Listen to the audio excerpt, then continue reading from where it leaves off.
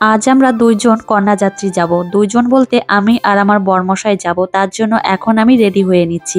আদিশ্রীকে সঙ্গে নেব না। প্রচন্ড পরিমাণে শীত আর ঠান্ডা যেহেতু সেজন্য মেয়েকে নেব না, ওকে বাড়িতে রেখেই যাব। আদিশ্রীর বাপি আমাকে ফোন করে জানিয়েছে একটু তাড়াতাড়ি করে রেডি হবে। যেহেতু আমার রেডি হতে অনেকটাই সময় লাগে, তো ফাইনালি এদিকে রেডি হয়ে নিয়েছি আর বরমশাই বাড়িতে চলে এসেছে। আর আমার ফুল লুকটা তোমাদের এখন একটু দেখিয়ে দিয়েছি। দুগ্গা দুগ্গা বলে আমরা দুজনেই চলে এসেছি চাঁদপাড়াতে, আর এখানেই আমাদের নিমন্ত্রণ রয়েছে। আর আদিশ্রীকে সঙ্গে নিয়ে আসিনি, মনটা কেমন একটু লাগছিল। মেয়েকে সঙ্গে নিয়েই সব জায়গায় আসি, আজকে আসিনি, মনের মধ্যে খারাপ লাগছিল। নতুন বউকে তোমাদের একটু দেখিয়ে দিয়েছি, দারুণ লাগছে দেখতে ওকে। ওর পাশে একটু গিয়ে দাঁড়াবো, কিন্তু এত পরিমাণে ভিড় আর গিয়ে উঠতে পারিনি। তারপর চলে এসেছি চিকেন পকোড়া খেতে।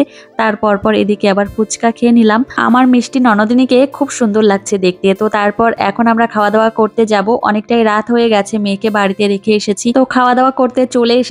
আর এখন খাওয়া দাওয়াটা শেষ করে বাড়ির দিকে যেতে পারলেই হয়। আবার প্রচন্ড পরিমাণে ঠান্ডা। খাওয়া দাওয়া শেষ করে এখানে একটু বসেছি আর ভেবেছি একটা পান খাবো। অনেকদিন হয়েছে পান খাই না। এত সুন্দর করে পানগুলো সাজাচ্ছিল, মন চাইছিল যে একটা পান এখান থেকে খাবোই। ফাইনালি নিয়ে নিয়েছি আর এখন মুখের মধ্যে এই যে দিয়ে দিয়েছি।